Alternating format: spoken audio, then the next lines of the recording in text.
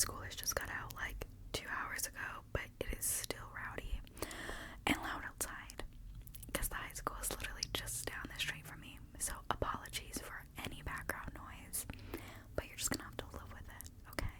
But speaking of October, it's spooky season, okay? And these stories hopefully will have you a little bit scared, a little bit worried. Today we have a lot of stories to get through. I think there's 7 stories. Seven stories to get through today. I'm super excited. I made this video, or I'm wanting to make this video longer for you guys. So let's get into it. I hope you like my look today. I went very vampy and super excited. Okay, so the first story is on the r/Let's Not Meet subreddit. This was posted 1 year ago, and it is titled "The People Who Tried to Kidnap Me While Camping." Fun. Alright, let's get to reading. I was 9 when this happened. Opie starts off by saying, "My sister, dad, my stepmom, and I were at a place called Palmetto Island. It was a camping resort where you would just pull up with a tent or camper and just stay there for a weekend or so. We were in a camper. Before I get into the actual story, I should set the scene. Palmetto Island, hopefully I'm saying that right, wasn't really an island in the traditional sense. It was completely surrounded by palm trees and vegetation, except for the road in and out. There were roads in the resort, but they were only for golf carts and other smaller vehicles. The whole place, I just cracked my mouth. The whole place was also dense with palm trees and vegetation. If you weren't on the road, in a campsite, or at one of the recreational areas, you would be in a forest. Now for the actual story. Me and my family were all hanging at only of the playgrounds. I think they meant at only one of the playgrounds. Or only, I don't know, one. They were hanging out at the playground. It's okay, little typo, it's okay, babe, it's okay. I had made a new friend who I was playing with.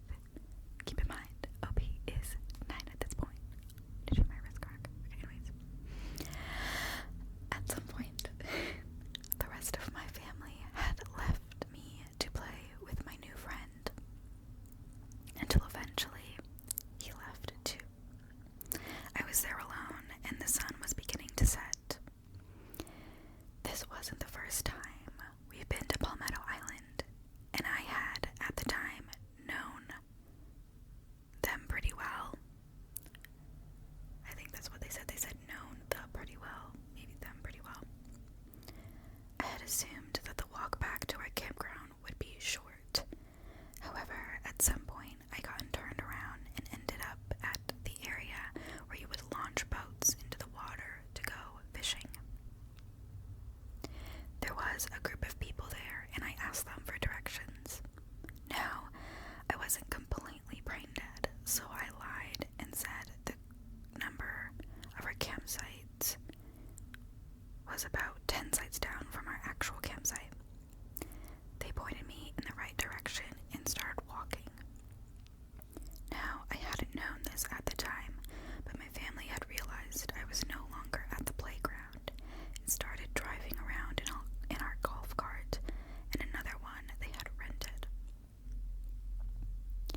If they hadn't, I probably wouldn't be telling this story. As I'm walking towards our campsite, a car pulls up beside me, and one of the people I had asked for directions rolls down the window. Run.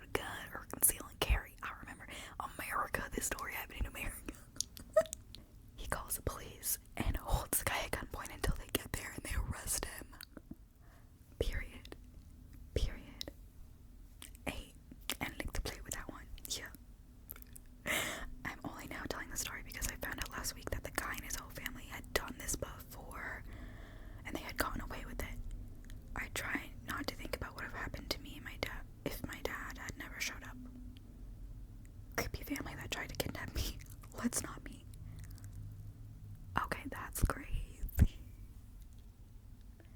What the fuck? No. No, like, absolutely not. Nor. Okay. The next story is from the r/creepy encounter subreddit posted 6 months ago. The title of this next one is called I Woke Up to a Girl Watching Me in My Sleep. Man, this is Wendy's. I'm so sorry. I don't know why I'm like this today. Like, usually I'm not like this. I'm like really actually frustrated when I'm filming because I have to set everything up and I just get sweaty. But I don't know, today I'm like I'm just a jokester today. I'm just full of fucking jokes. Okay. Anyways, so Opie starts off by saying,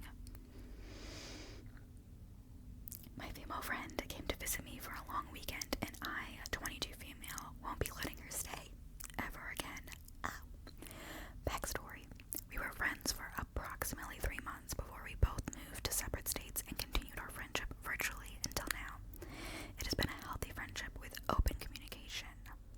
We have had our disagreements, but mostly always talked it out and moved on.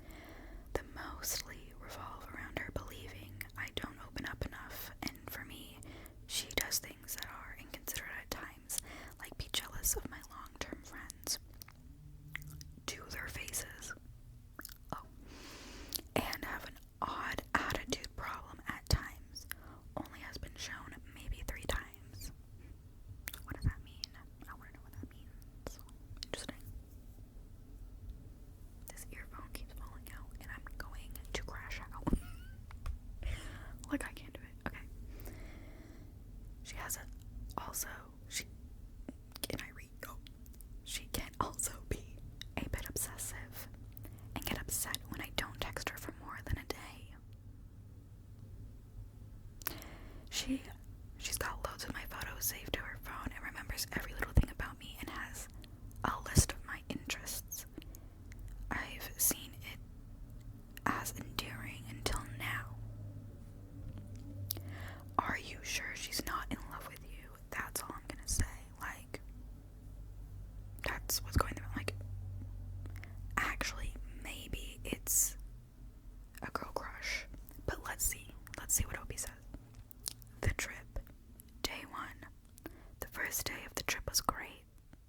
She was bubbly and brought me a gift with a sweet note of appreciation. Okay, we went clubbing and headed to bed separately for the night. This is where things got weird. I'm scared.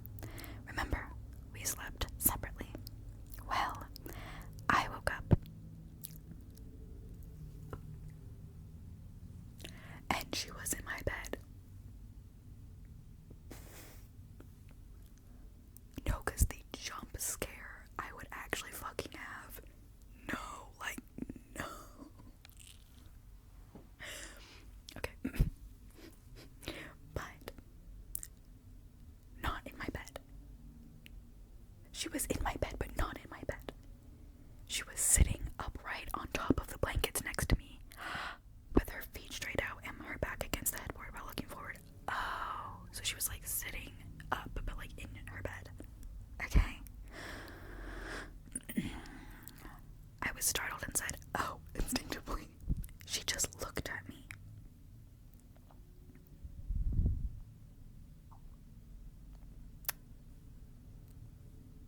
Oh. She never said she was waiting for me to wake up, or maybe she was just uncomfortable on the couch. Nothing. Then she left my room. I have no clue how long she was sitting there. That's actually insane. I take it back. If it is a girl crush, it's a toxic one. Oh my god, run. Run. Day 2 to 3. Day 2 in the morning, we walked the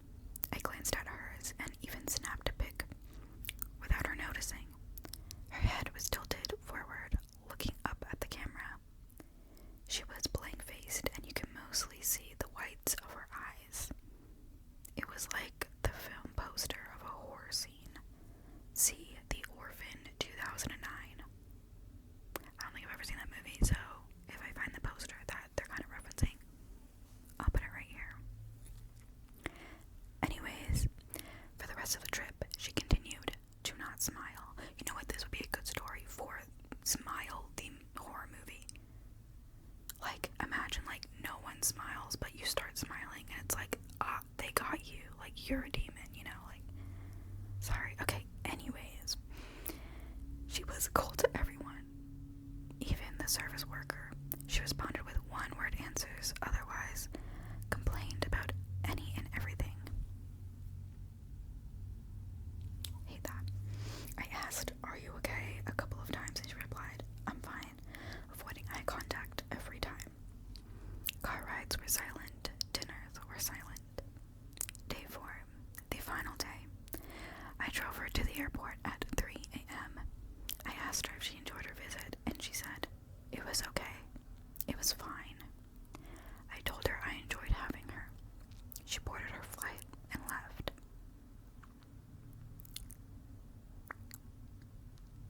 I could not figure out what caused this 180-degree shift.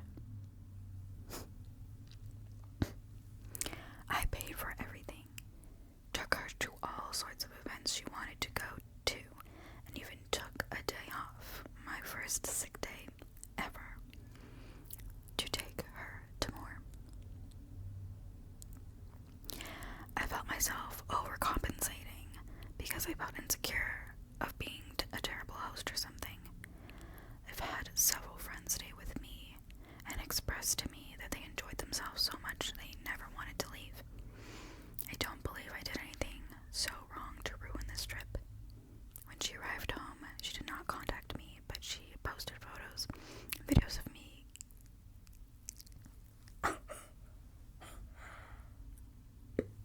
captioned mine on her social media. I haven't brought this conversation to her yet. All of my family and friends believe I nearly avoided a Selena Yolanda Lifetime film situation and that I was potentially with someone unstable. What do you think?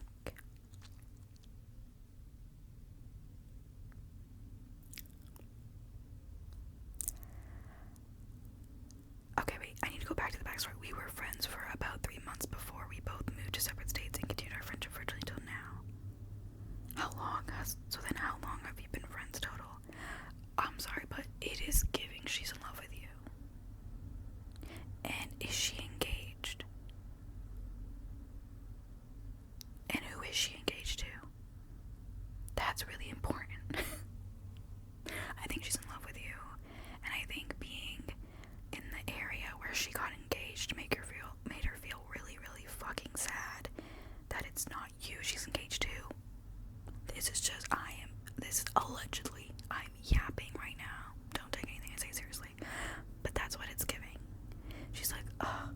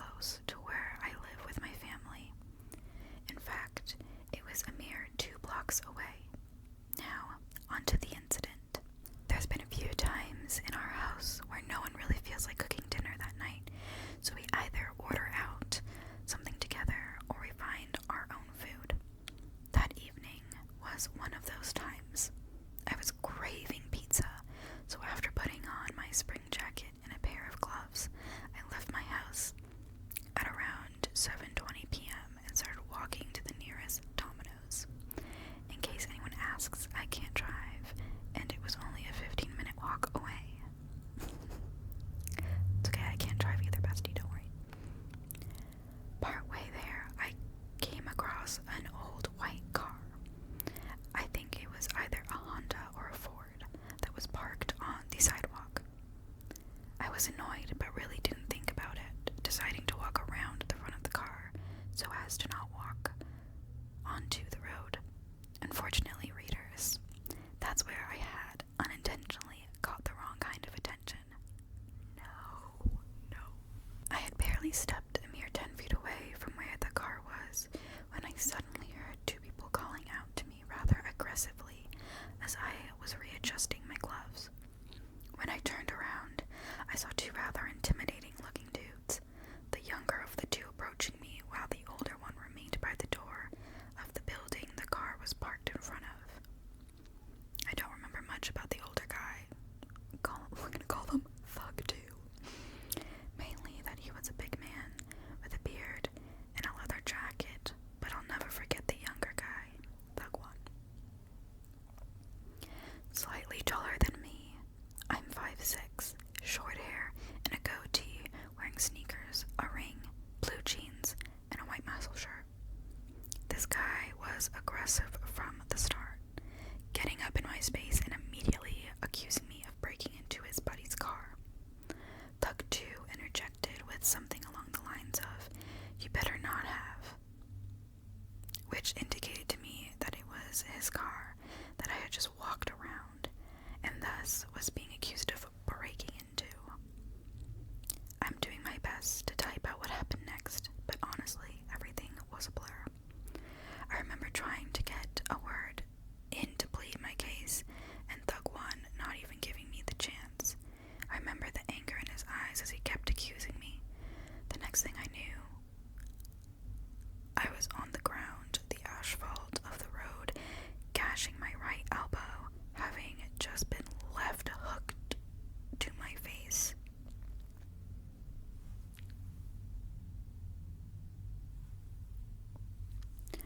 I remember screaming at him to leave me alone as he once again punched me, this time just above my hairline. I remember putting my gloved hand to my head, feeling something warm, pulling it away to reveal blood where his ring had connected. I had to scramble to pick up one of my breast forms that had fallen out of my pocket bra and on the ground before I managed to half stumble, half run away from the two thugs. They were cheering at me, saying that I had better run. Looking back, I'm partially wishing that I had pulled out my phone to take a picture of my attackers, but I think I subconsciously felt that doing that could have made it much worse. This happened around 7:30 p.m. I managed to get as far away from the building as possible before sitting down in front of a nearby soccer club and calling my sister, 20 female, to help. She immediately told my stepdad, and they both got in his car and came to pick me up. We stopped at the Domino's that I was headed for dinner when they helped me get my pizza, which I didn't end up finishing it that night, but ate the rest the next day, along with napkins and a bag of ice for my injuries. After they dropped me off back home, my stepdad took my brother, 25 male, and headed over to the building to see if they had cameras to show what happened, while my sister was helping to sanitize my injuries. It was there that I got some sense of clarity on what was happening. It turned out that the building in question was a base for a local biker gang who just happened to be associated with one of the most infamous gangs in North America. Ow. My stepdad and brother managed to talk to the members who were there. They later told me that the white car was gone and that the two guys I described were nowhere to be found, where they claimed 4 things. Firstly, they claimed to not know who it was that attacked me, even though those thugs had walked out of their gang base and did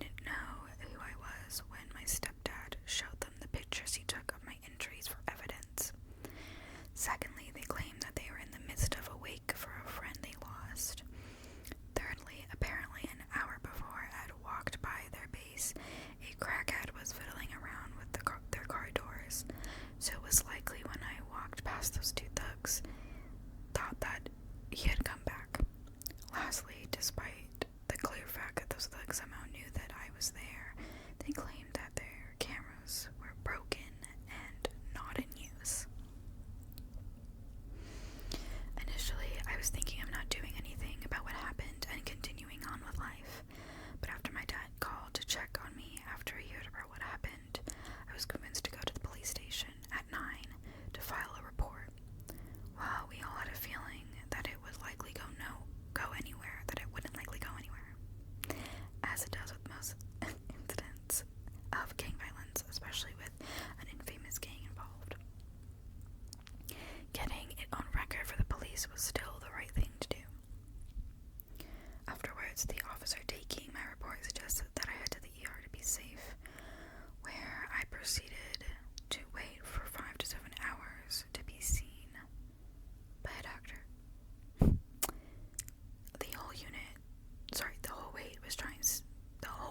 I was trying to stay awake, worried about what would happen if I fell asleep after having taken 2 blows to the head. Thankfully, the doctor reassured me that I was going to be alright while he was putting 4 stitches into the wound where Thug 1 had hit me the second time. Eventually, I was sent home with instructions to be mindful of my stitches while I shower, which is what I immediately had done as soon as I got home between 2:30 and 4:30 a.m. I am very lucky that I didn't walk away from this with more serious trauma than I did.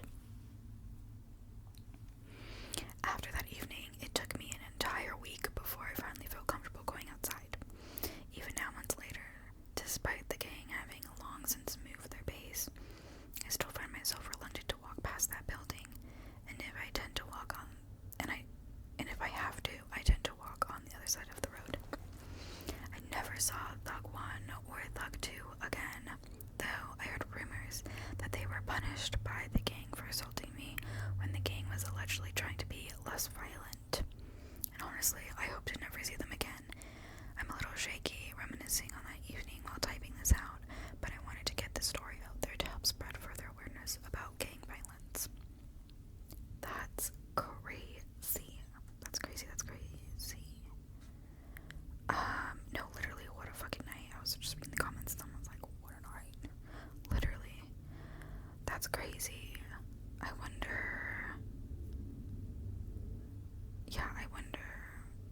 if the police kind of already knew about them.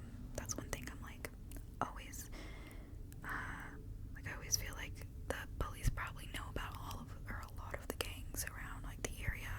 I feel like they definitely knew. Who probably didn't. But anyways, on to the next story. Okay, so this next one is a 3-parter. Super crazy. The first part was posted 4 months ago on the Let's Not Meet subreddit. It's titled Psycho Situationship Turned Stalker.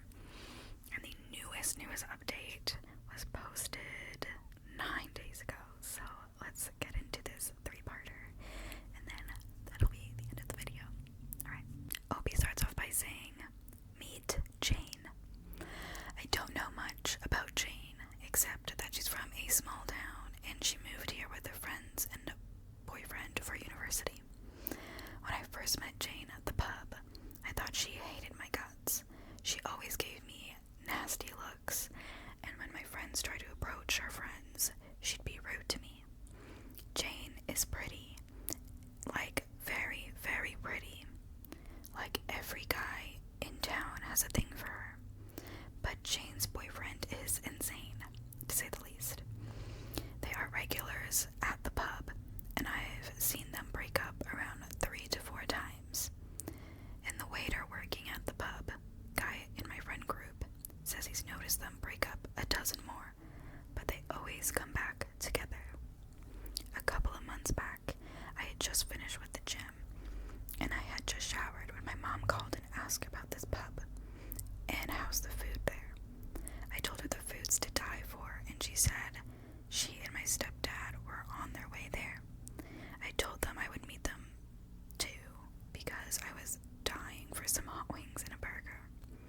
We sit down, and me and my dad just started drinking beer after beer, and in no time I had pints of beer. I was getting a little bit tipsy, but I kept pushing through. My dear friend, let's call her Tina, called and asked if I was down for a drink. I told her to come to the pub as I was already there. She was going to meet my folks, and they planned on leaving soon, so she and I could continue. That's how it happened. My parents left, and Tina and I continued drinking on our own.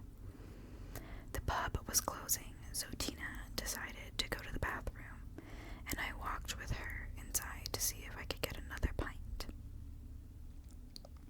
We stumble upon Jane.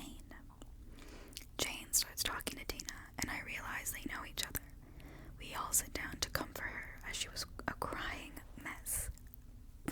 Wonder why. Her boyfriend and she were done for good, and she revealed that he used to really abuse her, mentally and physically. I felt bad for her, so when she rested on my shoulder, I just let her. Tomorrow night, I get a DM from her, and she's apologizing about the trauma dumping. I tell her it's no biggie, as we all need to vent sometimes. Albeit, I do that to my therapist, not strangers, but whatever. The therapist is a stranger. I pay, I guess.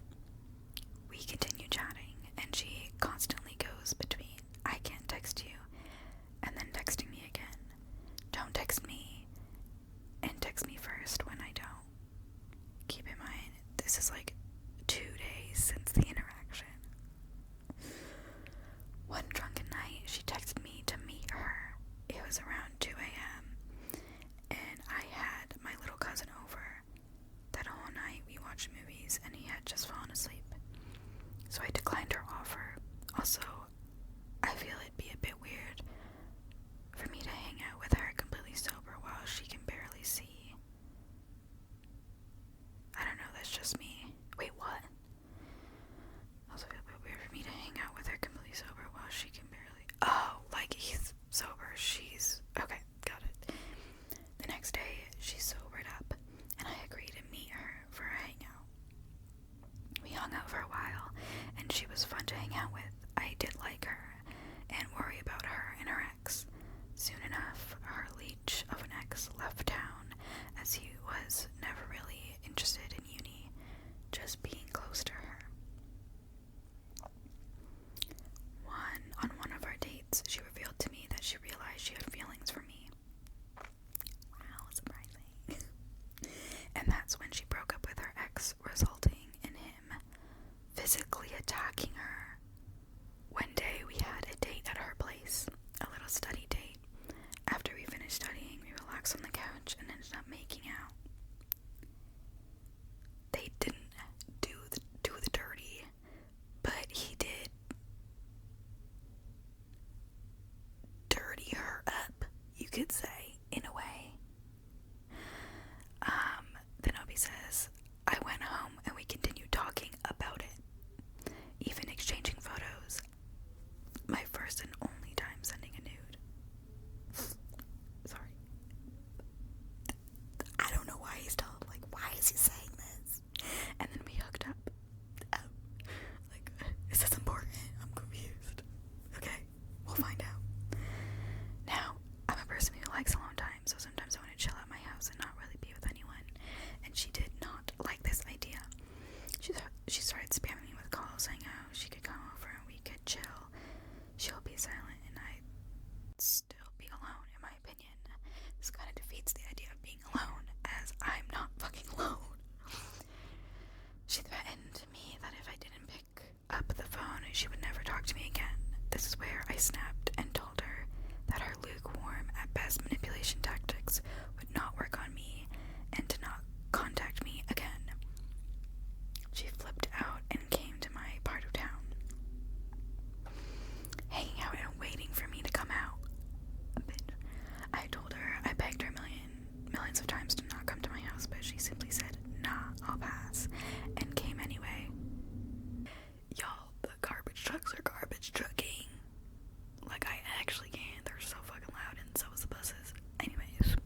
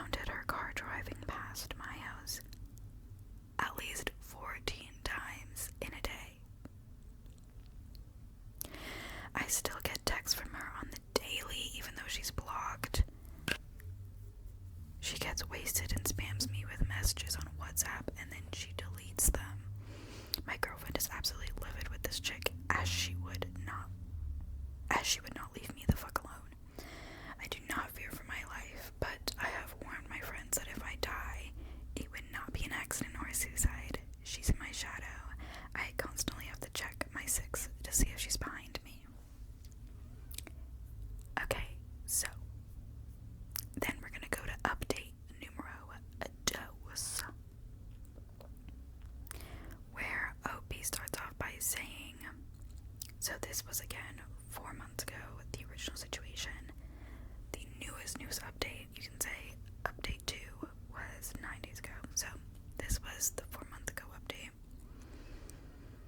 Opie says, so a lot of shit happened 2 days ago, and I couldn't update right away as I really needed to shut off as I had a huge exam today. Now I can finally let myself process it without causing any distractions. We meet again at my goddamn house. 2 days ago, I went to the pub with my friend Stan. He's a new friend of mine, as he's a close friend of one of my best friends. My neighbor's best friend Jake was in Durban to visit his aunt. I hope I said that right. And me and Stan went to the pub, as his friend and my other best friend Liam was having the closing shift at the pub. So we went and visited him and had a few drinks. She was there, and everyone was giving me these weird stares like I'd murdered their whole family. Finally, the shift manager, who I'm close with, I think they meant to say, came to me, and she laughingly told me that Jane got extremely drunk and talked about a man the whole night at the pub while sobbing. She then showed them a picture of me, and according to some other waiters, she was throwing an entire ass tantrum because she, quote, loved me, and she left her boyfriend because of me.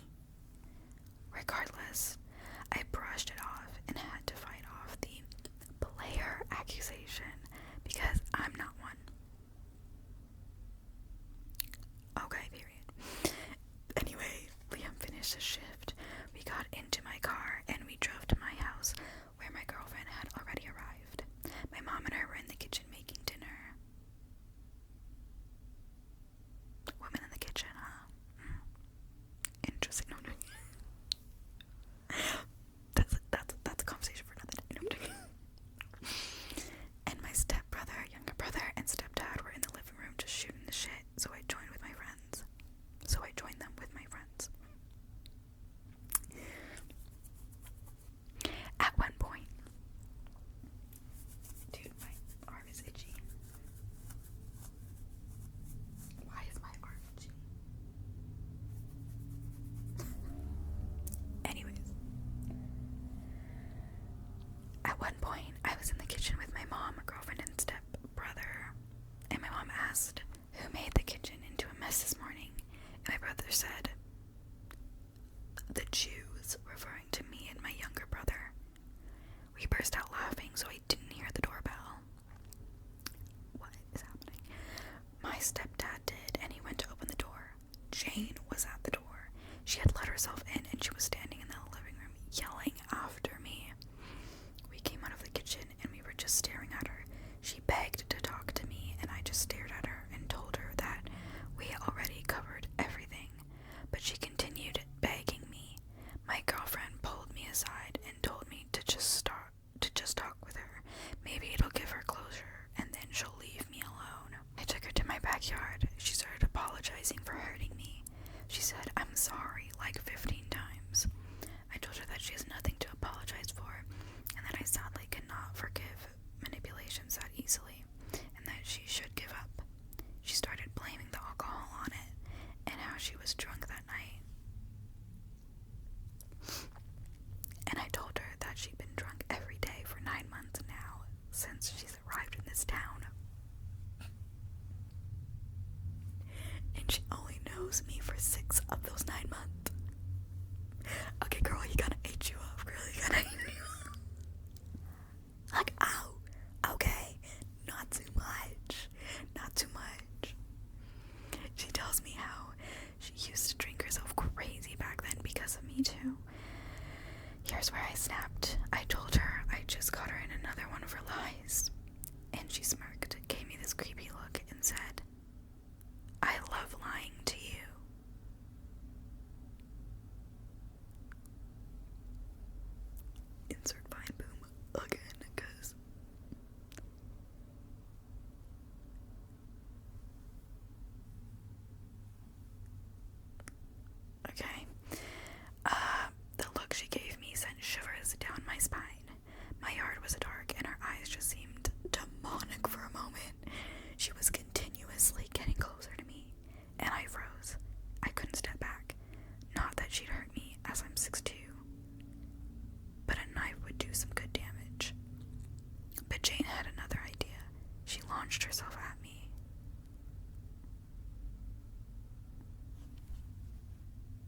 Y'all, is this real?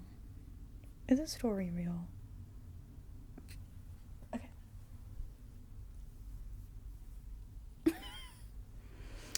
Locking her lips with mine, I pushed her off, yelling for her to stop yelling. No, no, no. I walked inside. I was mad. My girlfriend looked like she was about to beat her up. I looked at my stepdad and begged him to drive her home. They got her out of the house. She was kicking and screaming, but she refused my stepdad's car ride and decided to walk in the middle of the night. And whoever lives in South Africa knows how fucking stupid that idea is. Anyway, she got home safe. As I woke up to text from her on WhatsApp, she had deleted from her phone number she had me blocked from. So I pray she's actually done with me this time, because this is just too much to handle. I don't know, you're cutting. No, I'm joking. Okay, the last update. Fucking hell. 3 months later. Posted 9 days fucking ago. Are y'all ready? Sit. Are you sad? Because I'm sad. Are you ready? Okay. Opie starts off by saying, as much as I hoped I wouldn't have to update ever again, deep down, I knew that wasn't true. Oh, he's done. He's done. I know he's fed the fuck up. For the past 3 months, until the 25th of September, my girlfriend and I, together with my younger brother, went to Germany for one of our relatives' weddings. Here, my girlfriend met my dad and my older brother, who lives in the States, and overall, in these 3 months, I had no worries about Jane, as well as no contact with her. Well, the 25th rolls around, and the 3 of us land back in South Africa. My stepdad picked us up, and we went back to my house for lunch, and then I drove my girlfriend back to her house. I was rather exhausted from the flight, so her and I took a nap at her place, got up at around 7, and she started getting ready for the night out. At 9, we sat in this one pub with 3 of my friends, and my best friend snapped a picture of me, posting it on his story with the caption, "The boy's back in town," together with the bald eagle and burger emojis. In brackets, I hate him. Well, not even 2 minutes later, Jane walks into the pub. We brushed it off as a coincidence, as she did not follow him on Instagram, but we later realized that one of her friends does. We ignored her as we continued drinking. I don't know if she was staring towards us or not, as I specifically instructed everyone to not look in her direction. Overall, a nice, fun night out. Fast forward to the 27th, with my friends and I packed my truck, as we planned to spend 2 days at Peaks, a mountain roughly 2 hours from town. I asked my girlfriend if she was willing to come, but she said she had plans with her girls, so she stayed in town. Well, my girlfriend went into town and into the pub we usually chill at, and she sat behind the bar, as one of her girls works there, and they wanted to include everyone in the hangout. The girl working behind the bar jokingly asked her, "You finally left your man and came crawling back to us?" To which my girlfriend replied with, "I hated him so much anyway, girl. Fuck him."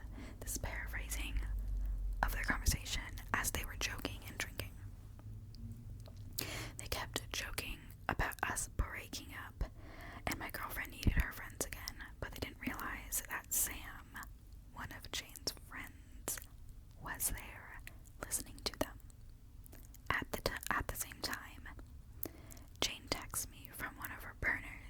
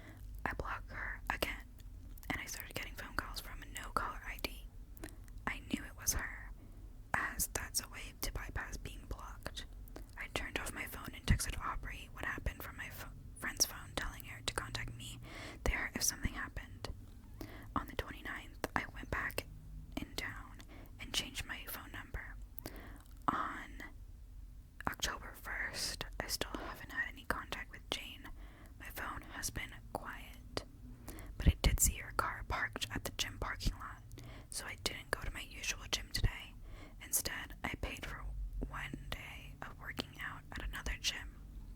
My plan is to fully change my gym and start avoiding the pub, just so she can move on. My family and friends say it's not fair to me to miss out on hanging out with my friends at a place where we've been hanging out for 3 years now, but I really see no other way out. I'll keep you guys updated